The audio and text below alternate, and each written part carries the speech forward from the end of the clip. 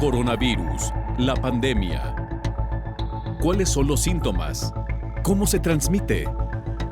¿Qué puedo hacer para protegerme y prevenir la propagación de la enfermedad? Nuevo padecimiento que ha encendido las alarmas de los sistemas de salud. Coronavirus, la pandemia. ¿Qué tal? ¿Cómo le va? Bienvenido a un programa más de Coronavirus, la pandemia. Le recordamos que este programa es una producción de la Universidad de Guadalajara que se transmite desde el foro de Canal 44, la señal de todos, y que llega a México y América Latina gracias a la señal de las televisoras públicas que se suman a esta emisión. Saludamos con gusto también a nuestra audiencia en Radio Universidad de Guadalajara y les invitamos para que se queden con nosotros a lo largo de la siguiente hora. Le recordamos también las formas de hacer contacto @Canal 44 TV en Twitter y Facebook. Nos pueden mandar mensajes también a través de WhatsApp al 33 22 42 06 90. Hoy dedicaremos nuestro programa a hablar de que le informaremos que más de una veintena de pandemias han azotado a la humanidad. COVID-19 es considerada la más larga del siglo XXI. Hasta el 2022 podría comenzar a descender los casos de COVID-19. Esta pandemia será endémica, de acuerdo a lo que vaticinan algunos investigadores.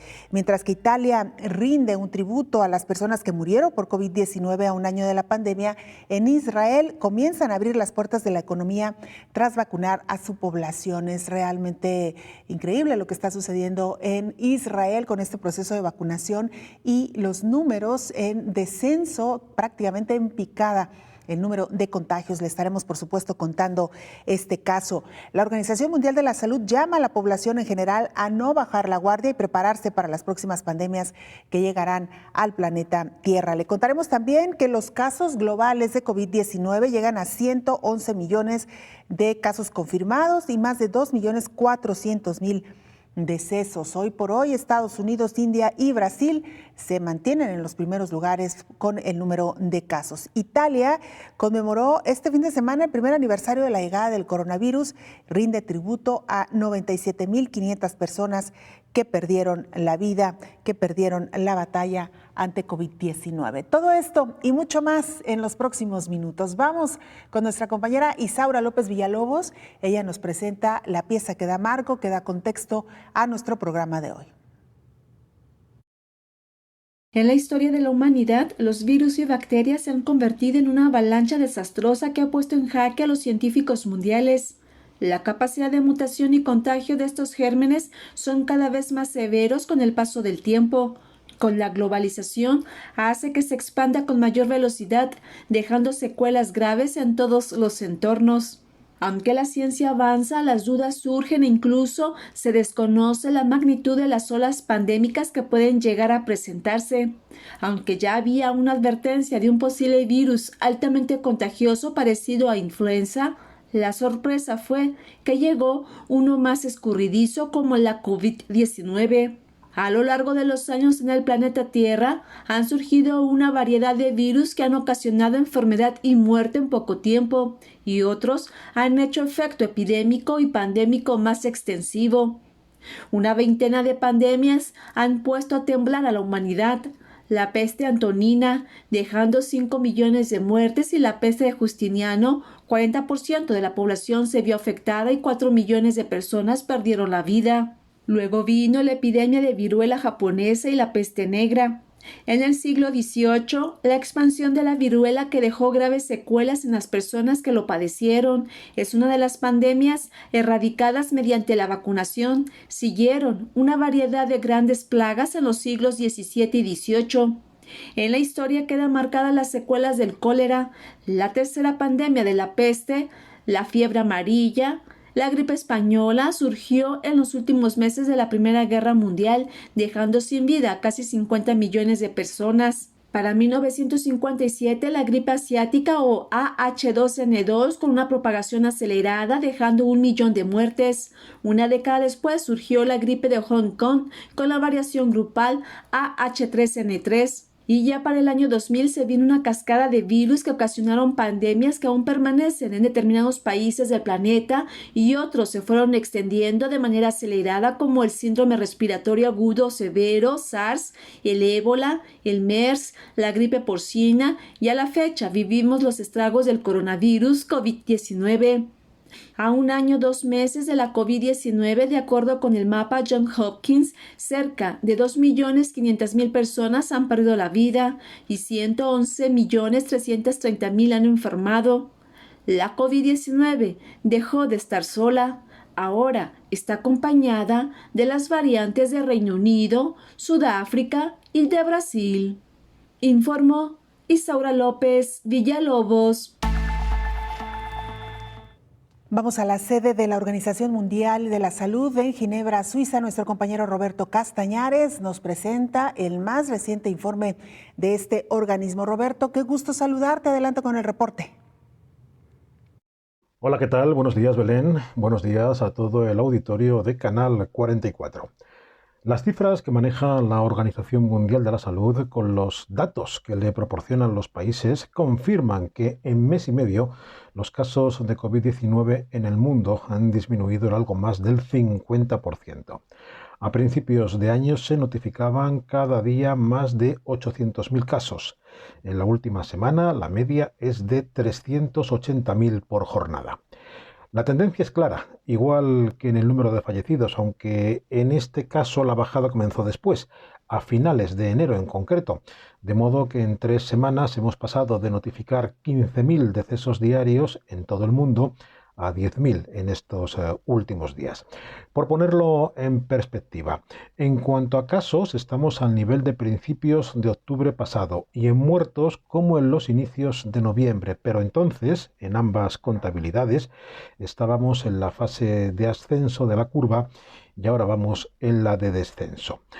Al fijarnos en las áreas geográficas también comprobamos que en las dos más afectadas, América y Europa, el descenso de casos comenzó en la segunda semana de este año y ese mismo dato se percibe en el resto de zonas, salvo en la del Mediterráneo Oriental, donde la curva es plana desde principios de año. Por países ocurre igual, con descensos importantes en las últimas semanas en los más afectados del mundo, salvo en Brasil y Francia, que en media de casos diarios no se aprecia tanto ese descenso general. Para terminar con este apartado, las cifras globales nos marcan que hoy llegamos a los 111 millones de casos confirmados globalmente desde el inicio de la pandemia y de ellos 2.460.000 personas han fallecido. Y por otro lado, en este momento en que la pandemia de COVID retrocede claramente a nivel global, la Organización Mundial de la Salud ha pedido al mundo que no baje la guardia y más aún, que prepare mejores alianzas para las nuevas pandemias que deparará el futuro, que llegarán, y cuanto mejor preparados estemos para afrontarlas, menos dañinas serán. Reportó desde Europa Roberto Castañares para el programa Coronavirus, la pandemia. Epidemiólogos de la Universidad de Columbia pronostican que el descenso en las muertes por COVID-19 en el mundo podría registrarse o por lo menos ser mucho más palpable hasta el año 2022. Para el médico y epidemiólogo Ian Lipkin, la COVID se va a quedar en el planeta para siempre. Se va a tener que vivir con el SARS-CoV-2, no va a desaparecer. Habrá que vacunar a las nuevas generaciones para siempre y probablemente tengamos que dar dosis adicionales de recuerdo a los ya vacunados. Va a ser un problema recurrente. El especialista no cree que la vida vuelva a ser del todo normal. Una vez que se comience a inmunizar con la vacuna a los habitantes del planeta, los niveles de infección bajarán drásticamente. Estas vacunas, más la inmunidad asociada a la infección real, hará que a partir de 2022 se pueda ver una reducción dramática de las muertes, pero el SARS-CoV-2 no desaparecerá y habrá que seguir vigilando. El científico explicó que su equipo ha estimado que como poco hay unos 320.000 virus desconocidos que pueden infectar a los mamíferos. Otras estimaciones hablan de 1 millón. En Estados Unidos se barajó un proyecto de cooperación internacional que iba a dedicar alrededor de $6.000 millones en caracterizar todos estos virus. Explicó que posiblemente el SARS-CoV-2 llegó a los humanos antes de que fuera detectado en China en el 2019. Dijo el epidemiólogo que antes de que una epidemia estalle, el virus circula por un periodo de tiempo de forma silenciosa. Así sucedió con el VIH en los años 40. Lo mismo pasará con el SARS-CoV-2. Cuando se tenga la tecnología adecuada basada en anticuerpos, posiblemente se detectará que había gente infectada mucho antes de que se detectara en Wuhan en diciembre. Podrían ser incluso años antes, aseguró el especialista. Informó Rocío López Fonseca. Vamos a la línea telefónica con nuestra compañera Elizabeth Ortiz. Ella pues nos va a presentar la siguiente información, que vaya datos. Según algunos estudios, los oxímetros podrían ser menos precisos en personas de piel oscura. ¿De qué se trata este tema, esta historia? Elizabeth, cuéntanos, por favor. Muy buenos días, Belén. Un saludo a la audiencia. Pues justamente investigadores informaron que los pacientes negros tenían casi 3 veces la frecuencia de hipoxemia oculta, o sea, niveles bajos de oxígeno en la sangre, detectada por las mediciones de gases en sangre, pero no detectada por la oximetría de pulso en comparación con los pacientes blancos. Por ello, la Administración de Drogas y Alimentos de Estados Unidos, la FDA, está informando a los pacientes y a los proveedores de atención médica que aunque la oximetría de pulso sí es útil para estimar los niveles de oxígeno en la sangre, los oxímetros de pulso tienen limitaciones y un riesgo de inexactitud en algunas ocasiones. Si un oxímetro de pulso aprobado por la FDA lee que es del 90%, entonces la verdadera saturación de oxígeno en la sangre es generalmente entre 86 y 94%.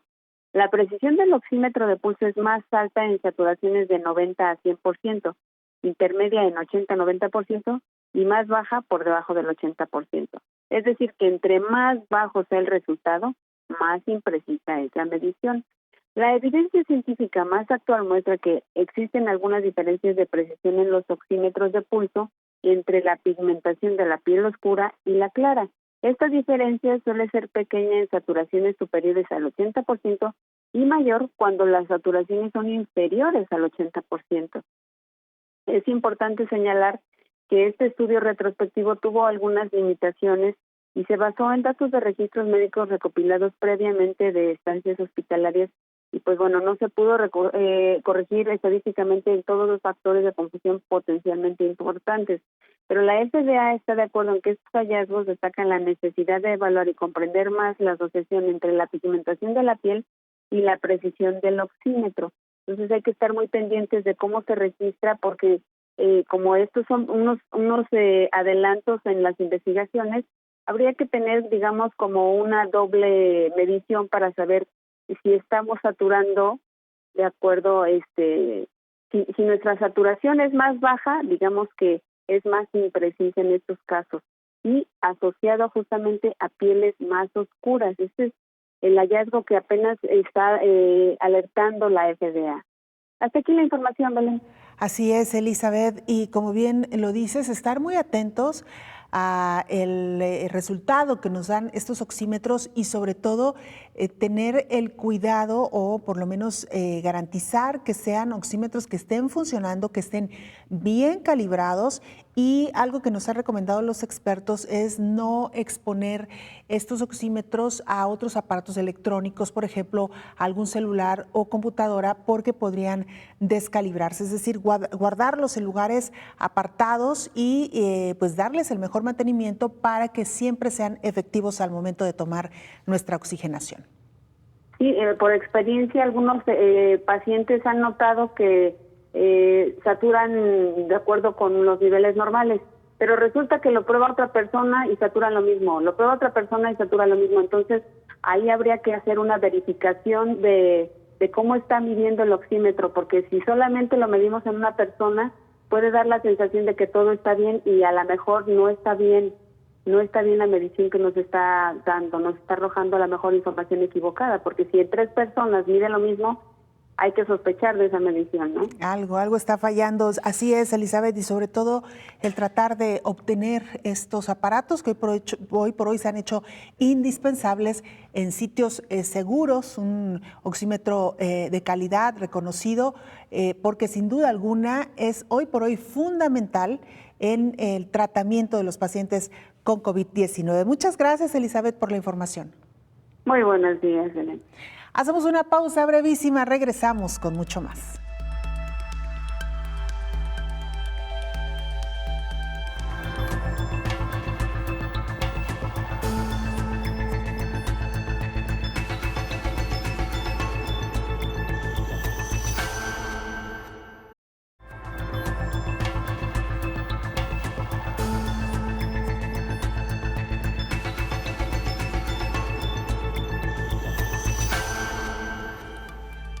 Estamos de regreso en este programa especial de coronavirus, la pandemia. Les recordamos las formas de hacer contacto, @canal 44 TV, nuestra cuenta en Twitter y Facebook. Nos pueden mandar mensajes también a través de WhatsApp al 33 22 42 06 90. Vamos con más información, contarle que pues en Reino Unido, como usted sabe, fue uno de los países que se convirtió en uno de los epicentros de la pandemia de COVID-19. Vaya que han tenido dificultades en el manejo de esta situación. Parecía que controlaban la curva epidemiológica. Sin embargo, hacia finales del año pasado tuvieron una nueva ola que provocó lamentablemente la muerte de más personas. Y por supuesto, ni qué decir con la aparición de una nueva cepa o una nueva variante en Reino Unido. Vamos precisamente ahí con nuestra compañera Carlota Isiegas. Ella es corresponsal de la agencia EFE y nos presenta el siguiente informe. Carlota, cuéntanos cómo amanecen, cómo están hoy por hoy en Reino Unido. Hola, ¿qué tal? Buenos días, Belén, y buenos días a todo el auditorio de Canal 44. El gobierno del Reino Unido ha superado los 17 millones de personas inyectadas con la primera dosis de la vacuna contra el coronavirus, pero el optimismo de los últimos días se ha visto reducido ante el impulso de la nueva variante sudafricana. Las autoridades sanitarias han detectado más de 140 casos por toda la isla con el virus mutado y en al menos una docena de ellos han sido incapaces de establecer un vínculo con alguien procedente del continente africano. Son 8 regiones concretas en las que se incluyen ciudades como Liverpool, Bristol y Londres. En todas ellas se ha puesto en marcha un cribado masivo con pruebas PCR puerta a puerta o centros de rastreo y localización. El ministro de Sanidad, Matt Hancock, ha pedido a los habitantes de las zonas en alerta por la variante sudafricana que no salgan siquiera a comprar al supermercado. La variante sudafricana comparte gran parte de las mutaciones genéticas detectadas en la británica, que ahora mismo es la causante de la mayoría de los contagios en el Reino Unido. Pese a la alarmante situación de las nuevas mutaciones, las muertes por coronavirus se han reducido en un 27,4% en los últimos 7 días. Por ello, el gobierno británico anunciará este lunes una desescalada gradual de las restricciones contra la pandemia en Inglaterra, que recordemos lleva sumida 2 meses en un estricto confinamiento. El primer paso de este plan se dará el 8 de marzo, según ha confirmado el gobierno, que ya ha expresado que espera comenzar a reabrir los colegios ingleses en esa fecha. Las decisiones de desescalada serán anunciadas paso a paso, según los últimos datos disponibles, para no retroceder en el gran progreso del país, según ha anunciado el primer ministro británico Boris Johnson, quien ha aprovechado para agradecer el sacrificio de la población en los últimos meses. Reporto desde el Reino Unido para el programa Coronavirus, la pandemia. Bueno, pues así como lo escucha, después de esta ola tan severa que se vivió en Reino Unido, comienza ya la desescalada ante la caída en el número de casos y por supuesto también en el avance de la vacunación. Nos quedamos en Europa porque, como usted recordará, Italia fue también de los primeros países que reportó casos de COVID-19 al principio del año pasado.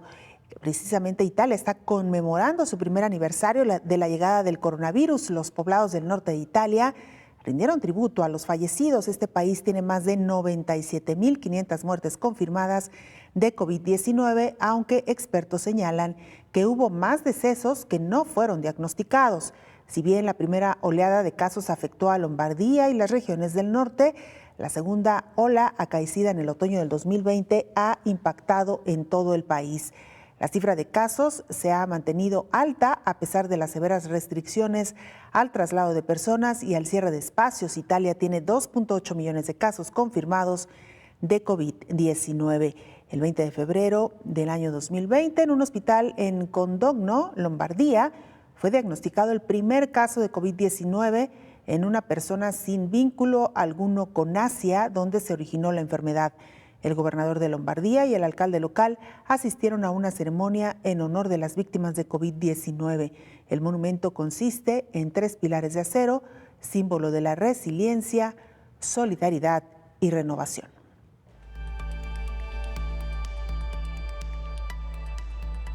Pues así la situación en Italia, afortunadamente también ya con un descenso en el número de casos que reportaron desde el año pasado. Y mira, el virus del SARS-CoV-2 será una amenaza endémica, a la vez que advierte la Organización Mundial de la Salud que se espera una pandemia mucho más severa que esta de COVID-19. El jefe de emergencias de la Organización Mundial de la Salud, Mark Ryan, advirtió que esta pandemia ha sido muy severa, se propagó muy rápido y ha afectado a todo el planeta, pero advirtió que esta no es necesariamente la más grande que se puede esperar. Aclaró también que la existencia de una vacuna, incluso con alta eficacia, no es garantía de eliminación o de erradicar una enfermedad infecciosa, y recordó que es una prueba muy grande para poder superarla. Señaló que lo primero es seguir salvando vidas, así como controlar la pandemia para que la gente pueda volver a la normalidad, y luego lidiar con el objetivo de potencialmente ser capaces de erradicar o eliminar el virus. Sobre el patógeno, Ryan pronosticó que el escenario probable es que se convierta en otro virus endémico que seguirá siendo una amenaza, pero una amenaza de muy bajo nivel en el contexto de un programa de vacunación global y eficaz. Por su parte, el director de la OMS, Tedros Adhanom, recordó que la pandemia por COVID podría durar 2 años más. Aunque ya se tienen vacunas eficientes, se debe contar con una inmunidad alta de la población, conocida como inmunidad de rebaño, por lo que la unión de las naciones debe ser real. Esta pandemia no se va a poder poner fin sin la unidad, informó Rocío López Fonseca. Gracias, Rocío, por esta información. Saludamos en el estudio de Canal 44 al infectólogo Héctor Raúl Pérez Gómez. Doctor, bienvenido, como siempre. Hola, Belén. Buen día, qué gusto saludarte. Igualmente, doctor, algunas notitas antes de entrar al tema que hoy nos ocupa, sobre todo de relevancia para México. Este fin de semana, el SAR del manejo de la pandemia en México, como se le conoce al subsecretario de Salud, Hugo López-Gatell, confirmó que está enfermo de COVID-19, aparentemente un COVID leve, se recupera en casa. Y bueno, doctor, en medio también de mucha polémica sobre el uso o no uso del cubrebocas entre los funcionarios del Gabinete Federal. Sí, Belén. Bueno, en primera instancia, desearle una pronta recuperación al subsecretario López-Gatell. Efectivamente, él ha anunciado que es un cuadro leve y eso pues es alentador. Esperamos que muy pronto esté de regreso en sus actividades.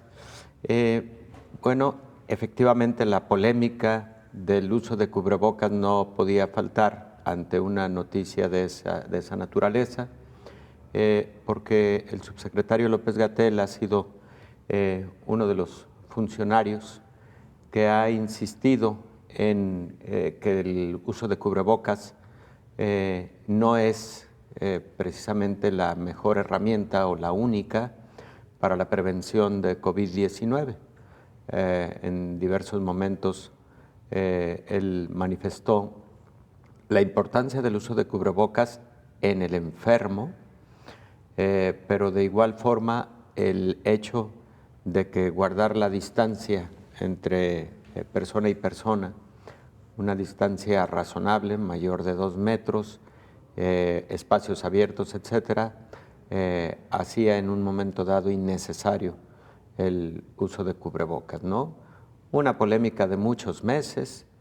Ahora sabemos por las publicaciones que existen al respecto que utilizar cubrebocas todo mundo es fundamental, reduce hasta en un 70% la transmisión de la enfermedad y los estudios han sido concentrados en una publicación mayor que aparece en la revista JAMA o Llama la semana pasada, una revista de mucho prestigio y una publicación muy interesante que te dice, si usted utiliza cubrebocas en todo momento y la persona con quien platica lo utiliza de igual forma, el riesgo se reduce a 70% si alguno de los dos está infectado. Si solamente la utiliza una de las dos personas, ese riesgo solamente se reduce, por ejemplo, al 50%, claro, dependiendo del espacio que tienes entre quienes están en la conversación. Igual, si está platicando, el riesgo se reduce mayor aún, no el riesgo, la probabilidad de infectarse se reduce. Y de igual forma, si existe además una enfermedad con mucha sintomatología, el riesgo es mayor, independientemente de la utilización de cubrebocas. Entonces, bueno, esa publicación definitivamente nos habla de la utilidad del cubrebocas y bueno, es a propósito de este primer comentario que hay respecto de la polémica de uso de cubrebocas a lo largo de todo este tiempo, ¿no? Y es que, doctor, aunque es difícil, y lo sabemos aquí, usted nos lo ha dicho en diversas ocasiones, saber dónde las personas adquieren el virus, hay que recordar que apenas el martes pasado el subsecretario estuvo en una conferencia de prensa en Palacio Nacional, acompañando al presidente Andrés Manuel López Obrador, junto con otros 3 funcionarios. Estaba el secretario de Salud, Jorge Alcocer, el de Relaciones Exteriores, Marcelo Ebrard, y el de la Defensa Nacional, Luis Crescencio Sandoval, quien después, o un día después de esta conferencia de prensa, confirmaba que tenía COVID o tiene COVID. No sabemos si Hugo López-Gatell, que estaba sentado a su lado, pudo haberse contagiado ahí en ese momento. No lo sabremos porque es difícil, ¿no, doctor? Muy difícil. Realmente muchas personas, te diría que hasta el 70% de la población desconoce dónde pudo haber adquirido la enfermedad.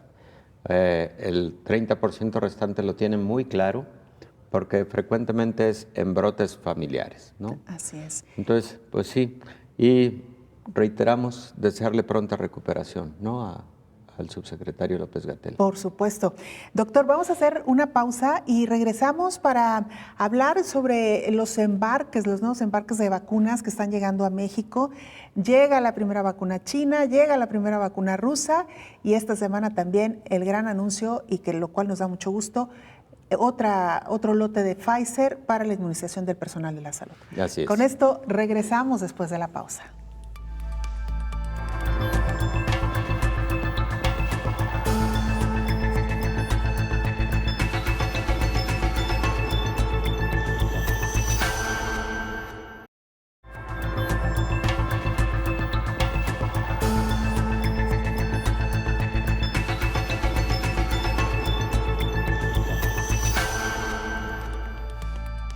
Y para el médico y epidemiólogo Ian Lipkin, la COVID se va a quedar en el planeta para siempre. Esto es lo que dice, se va a tener que vivir con este virus del SARS-CoV-2.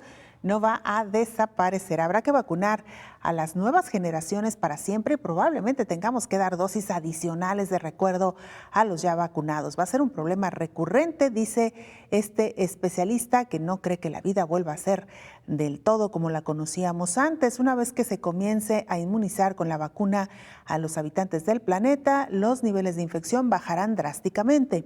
Estas vacunas, más la inmunidad asociada a la infección real, hará que a partir del 2022 se pueda ver una reducción dramática de las muertes. Pero el SARS-CoV-2 no desaparecerá y habrá que seguir vigilándolo. El científico explicó que su equipo ha estimado que como poco hay unos 300,000 virus desconocidos que pueden infectar a los mamíferos. Otras estimaciones hablan de 1 millón. En Estados Unidos se barajó un proyecto de cooperación internacional que iba a dedicar alrededor de $6,000 millones en caracterizar todos estos virus.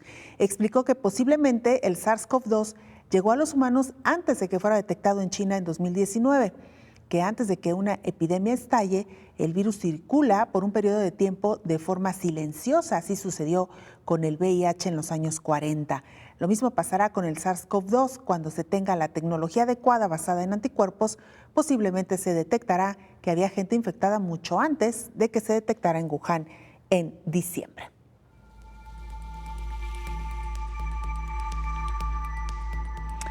Y en más información, y vamos a ir con nuestra compañera Elizabeth. Vamos a esperar un momentito para hacer el enlace. Mientras tanto, bueno, retomamos nuestra charla con el infectólogo Héctor Raúl Pérez Gómez. Doctor, antes de entrar al tema, importante sí mencionar que han estado llegando embarques de vacunas a nuestro país, lo cual nos da mucho gusto. Siguen siendo insuficientes, pero bueno, ahí vamos, poco a poco. Pues Belén, han sido todavía pocas vacunas. Realmente las farmacéuticas tienen muchas limitaciones para el surtido de todos los compromisos que adquirieron con los diferentes países, pero en la medida en que estén llegando de manera periódica o de manera continua, es mejor decirlo así, de forma continua y que esté bien definida toda la estrategia, pues en esa medida vamos a ir avanzando y efectivamente están por llegar vacunas de Sinovac, que son de los institutos de biotecnología tanto de Wuhan como de Beijing.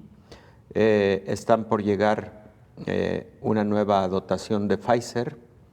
De AstraZeneca estarán llegando todavía entregas a México, a nuestro país, y eso permitirá avanzar con la fase que sigue de adultos mayores en zonas metropolitanas, en zonas de mayor contagio. Para el caso del personal de la salud, con vacuna de Pfizer, en personal de la salud ya de, digamos, otros espacios que no son primera línea de atención a COVID-19. Y bueno, caminar con la estrategia de ir avanzando por décadas de la vida, ¿no? Como claro, está previsto para México.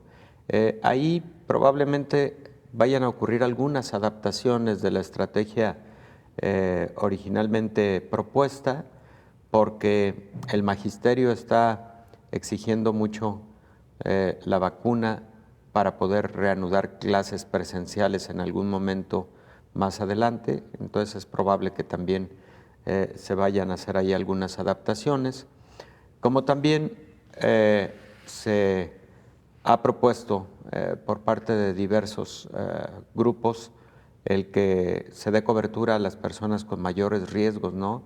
Obesidad, diabetes, hipertensión, etcétera. Claro. Entonces, bueno, creo que ojalá hubiera una cantidad mayor de vacunas para poder ir brindando esa cobertura a grupos vulnerables también, independientemente de la edad. Claro, 400,000 dosis, las que llegaron entre el sábado y llegarán hoy lunes por la noche, 200,000 de Sinovac, 200,000 más de Sputnik V, serán destinadas a la inmunización de personas mayores de 60 años. Así es. En comunidades, digamos, donde se ha registrado un alto índice de mortandad y también donde hay una amplia población de esta edad. Doctor, si me permite, vamos a la línea telefónica con nuestra compañera Elizabeth Ortiz, porque están pidiendo que se haga una detección temprana del virus del SARS-CoV-2 en granjas de bisones. ¿De qué se trata esta información? Cuéntanos, Elizabeth, por favor. ¿Qué tal, Belén? Buenos días. Nuevamente, pues un informe del Centro Europeo para la Prevención y el Control de Enfermedades, así como la Autoridad Europea de Seguridad Alimentaria, propone opciones para estrategias que ayuden a prevenir y controlar la propagación del coronavirus. La detección temprana del SARS-CoV-2 debería ser un objetivo prioritario para las actividades de seguimiento en las granjas de bisones de la Unión Europea. Hay un informe que concluye que todas las granjas de bisones deben considerarse en riesgo de SARS-CoV-2 y que el monitoreo debe incluir medidas como pruebas de animales y personal, además de una vigilancia pasiva por parte de granjeros y veterinarios. El reporte fue solicitado por la Comisión Europea tras los brotes de SARS-CoV-2 en granjas de bisones en toda Europa el año pasado. En enero de 2021, el virus se había detectado en 400 granjas de bisones en 8 países de la Unión Europea. Fueron 290 en Dinamarca, 69 en los Países Bajos, 21 en Grecia, 3 en Suecia, 3 en España, 2 en Lituania, 1 en Francia y otro en Italia. Entonces, un mes después de ordenar el sacrificio de más de 15 millones de bisones allá en Dinamarca, bueno, todavía se resiente, ¿no?, estas consecuencias de aquella controversial decisión. Entonces, recordemos que se ordenó el sacrificio de este número masivo de bisones. Es por eso que también la Unión Europea recomienda un seguimiento especial a las granjas. Hasta aquí la información, Belén. Muchas gracias, Elizabeth. Muy buen día. Buenos días. Y doctor, entrando al tema que hoy nos ocupa, que tiene que ver con esta pandemia de COVID-19, que por cierto México la próxima semana estará registrando su primer año del primer caso que llegó a nuestro país. Y retomando parte de lo que decía este epidemiólogo muy reconocido a nivel mundial, Ian Lipkin, sobre lo largo que ha sido esta pandemia, doctor, pero la probabilidad de que este virus se quede para siempre, dice él, ¿no? Claro, como ha ocurrido con muchos patógenos, sobre todo con influenza. La influenza, recordemos, generó una pandemia impresionante en el año 2018. Y fue una pandemia muy larga, por cierto, porque abarcó además en 1918. Perdón. Sí, bueno, es que además perdemos la noción, pero además, doctor, ¿cómo han sido en años claro. 1909, 1910? Claro. Y luego la de la influenza, que fue en 2009, 2010. Es correcto. Las cifras por ahí se confunden un poco. Efectivamente, la gran pandemia de influenza y probablemente la más grande pandemia en la historia de la humanidad es la de influenza de 1918. Duró 1919, 1920. Se piensa que debió haber muerto una cantidad de hasta 50 millones de personas. La pandemia de 1918 fue causada por un virus de la influenza AH1N1, fue influenza tipo A. Pero después vinieron otras epidemias, no fueron pandemias, fueron epidemias en el año 38, en el 57, posteriormente en el 67 y finalmente vuelve a existir una gran pandemia de influenza tipo A en el año, ahora sí, 2009, que fue la influenza también de AH1N1, a la que se le llamó influenza porcina, pero realmente fue un virus recombinado entre virus de origen porcino, virus de origen aviar y de origen humano.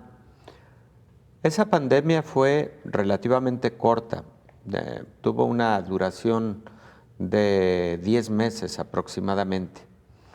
La actual, pues tal como tú lo dices, Belén, la actual pandemia de COVID-19 está teniendo una duración de un año ya, pero efectivamente las predicciones de la Organización Mundial de la Salud son que durará un año más por lo menos, o 2 años más, en virtud de la lenta vacunación por todo lo que ya hemos comentado. Algunos países llevan más avances, sí, Israel, Estados Unidos, Inglaterra lleva un buen avance. Por cierto, el fin de semana vimos algunos datos que sugieren que Inglaterra lleva un buen avance en la vacunación. Pero en el año 2021 vamos a lograr tener solamente un 25% de la población vacunada. Entonces eso sugiere que para el 2022 la pandemia estará presente aún y si logramos la meta de vacunación del 80% de la población en el 2022, probablemente sea el año en el que pueda empezarse a ver tal control que incluso pudiera llegar a declararse el fin de la pandemia. Pero, Belén, que el virus se va a quedar como un virus, parte de los patógenos respiratorios que estarán causando enfermedad ya de manera continua, como casos, digamos, no epidémicos, seguramente que se va a quedar para estar dentro de los patógenos respiratorios de la humanidad. Volviendo de la pausa, doctor, nos cuenta qué efecto tendrán las vacunas en el debilitamiento de este virus. Si bien es verdad que seguirá circulando, ¿lo hará con la misma agresividad que lo está haciendo ahora? Con esto regresamos Claro que sí. Después de la pausa.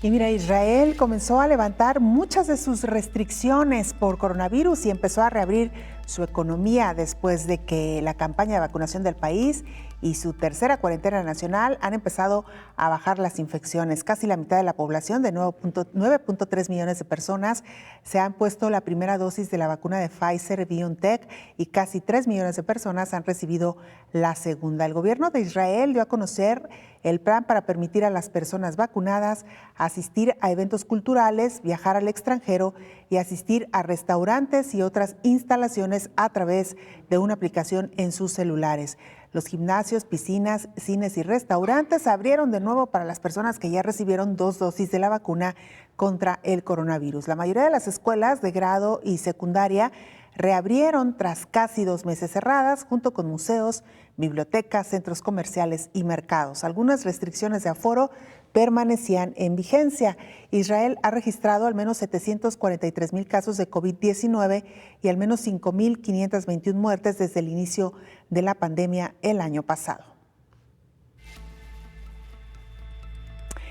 Bueno, pues ahí tiene usted lo que está sucediendo con Israel, doctor, impresionante. Sí. Impresionante desde el punto de vista que también nos da mucha esperanza, ¿no, doctor? Porque claro, con esta campaña tan intensa de vacunación, ya lo escuchamos, bajó drásticamente, bajaron los contagios, bajó también el número de muertes y casi que están regresando a su normalidad, ¿no? Efectivamente, Belén. Es indudable que las vacunas, cuando den la cobertura del 70-80%, van a hacer el cambio respecto de la frecuencia de transmisión de la enfermedad. Ahí lo estamos viendo. Claro, Israel es una población de 10 millones de personas y la mayor parte en zonas urbanas, en zonas metropolitanas. Creo que eso ha hecho un poco más fácil la cobertura, pero también seguramente se prepararon muy bien para adquirir un número suficiente y no nos extrañe que en un par de meses estén anunciando la vacunación del 80% de su población adulta, ¿no? Por lo menos. Es un buen experimento, un buen laboratorio, doctor, sí, ¿no? De demostrar lo que las vacunas pueden hacer con una pandemia de este tipo. Claro que sí, Belén. Y mira, los ensayos clínicos a lo largo del desarrollo de estas vacunas que fueron mostrando los porcentajes de protección, los porcentajes de efectividad por arriba del 90%, prácticamente todos estos nuevos biológicos, nos da mucha esperanza de que la enfermedad puede controlarse a través de las vacunas y mientras las vacunas hacen lo propio, evidentemente los seres humanos haciendo lo propio con las medidas de prevención que tantas veces hemos repasado aquí. Algunos países van a tener que vacunar con diferentes biológicos, es el caso de México, por la población, 126 millones de personas, para lo cual fue requerido lo que hizo el gobierno de México, firmar convenios con diversas farmacéuticas, Pfizer, AstraZeneca, CanSino, Sputnik, etcétera, y derivado de lo anterior, bueno, contar por lo menos en los convenios ya, con una cantidad suficiente para vacunar a 126 millones de personas, precisamente. Claro. Esperemos que la entrega sea rápida. Que así sea. Y la distribución. Doctor, antes de irnos a la pausa, le preguntaba, y tiene que ver con esto que estamos hablando, cuando una población está inmunizada, aunque el virus siga circulando, ¿sigue teniendo el mismo efecto en el organismo? ¿Sigue atacando con la misma agresividad, doctor? Depende de varios factores, Belén. Primero, depende de la duración de la inmunidad, porque ese es otro punto por definir. La inmunidad contra COVID-19, en el seguimiento que ha ocurrido a personas que tuvieron la enfermedad y a personas vacunadas, es que por lo menos 8 meses están prevaleciendo los anticuerpos y las células del sistema inmune en buenos niveles y de buena calidad. Pero no sabemos si luego, con el transcurrir del tiempo, empiece a ocurrir como con otras enfermedades infecciosas, que disminuye la cantidad de anticuerpos, que disminuye la cuenta de células del sistema inmune, las células de inmunidad especializada contra esa enfermedad en particular, y entonces tiene que venir la revacunación como con otras enfermedades infecciosas. Entonces no sabemos con qué frecuencia habrá que vacunar en el futuro contra COVID-19, si se tiene que hacer además, y entonces dependerá de ese factor, el factor duración de la inmunidad, y el otro factor será lo que también pasa con otros virus, que las mutaciones ocurren, que por lo tanto los cambios en la estructura viral pueden también generar diferencias en la presentación clínica de la enfermedad. Puede presentarse como una enfermedad más grave o también como una enfermedad mucho más leve. Puede incrementar su riesgo de contagio, su capacidad de transmisión, pero también puede disminuirse dependiendo del comportamiento que genere alguna variante genómica o algunas mutaciones. Entonces, va a ser algo que el futuro nos irá enseñando. Lo importante aquí, y lo escuchábamos en una de las cápsulas informativas, es que se tenga la capacidad en el mundo de monitorear microbiológicamente a este patógeno y también de monitorear inmunológicamente a los seres humanos que recibieron la vacuna o que tuvieron infección con COVID-19. Y es algo que se puede hacer utilizando cohortes, no necesariamente hacerlo con todas las personas, pero sí con ciertos grupos de la población a través de estudios que nos permitan determinar cuánto tiempo está durando la inmunidad. Doctor, cada vez son más las voces que nos vaticinan que vendrán nuevas pandemias, que no es nada nuevo, porque la historia de la humanidad ha estado acompañada de estas pandemias, pero lo que preocupa es que dice que cada vez serán más agresivas, más peligrosas, tomando en consideración también el mundo en el cual vivimos actualmente y que aquí vamos muy de la mano con el cambio climático. Sin embargo, y tratando de tener un poquito de luz de esperanza en medio de estos panoramas tan sombríos, ¿considera usted, doctor, que este desarrollo que hoy se ha alcanzado en unas vacunas donde la tecnología ha jugado un papel muy importante podrán quizás ser el aliciente para enfrentar estas pandemias cada vez más peligrosas, pero también con mejores herramientas? Sí, Belén, definitivamente a favor del control de las pandemias que puedan surgir en el futuro estará precisamente la velocidad con la que la biotecnología ha desarrollado exámenes de laboratorio para la detección, vacunas para su control, etcétera. En contra de, y entonces como un agente propicio para el desarrollo de pandemias, pues está la movilidad, que esa movilidad global de igual manera puede llevar patógenos hasta los últimos rincones de la Tierra en muy poco tiempo.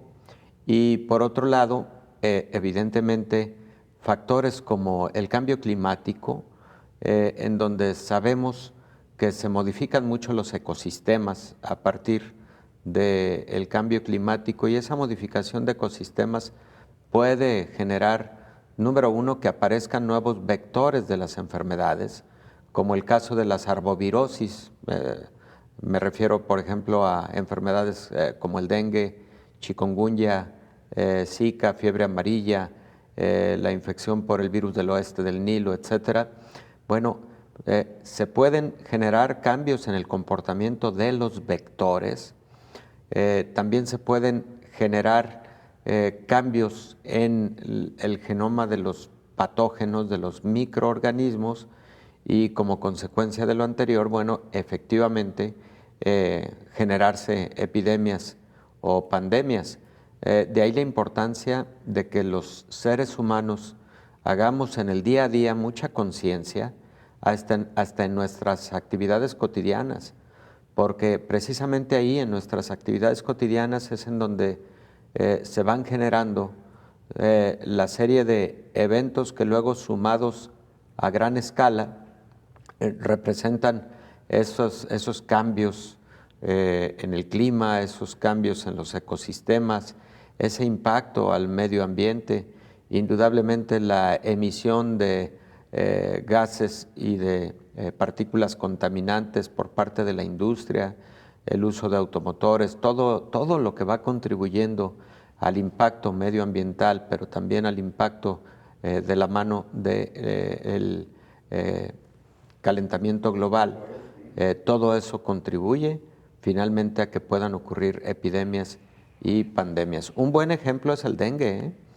El dengue, que ahora año con año se estima que causa nuevas infecciones hasta en 50 millones de personas, año con año. Muchas de ellas son asintomáticas, pero pensemos lo que eso significa. Es impresionante la cantidad de nuevos casos de dengue que ocurren, y a veces lo escuchamos poco, pero sí, a lo largo de los años se ha ido incrementando el número de casos diarios de dengue, sobre todo en las épocas propicias para el desarrollo de este vector.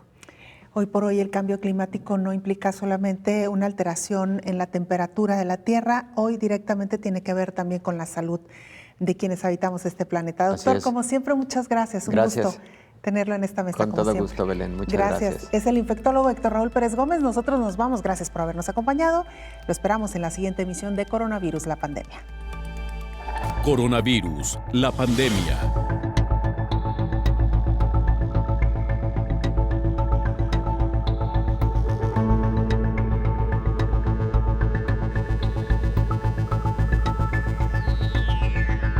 Coronavirus, la pandemia.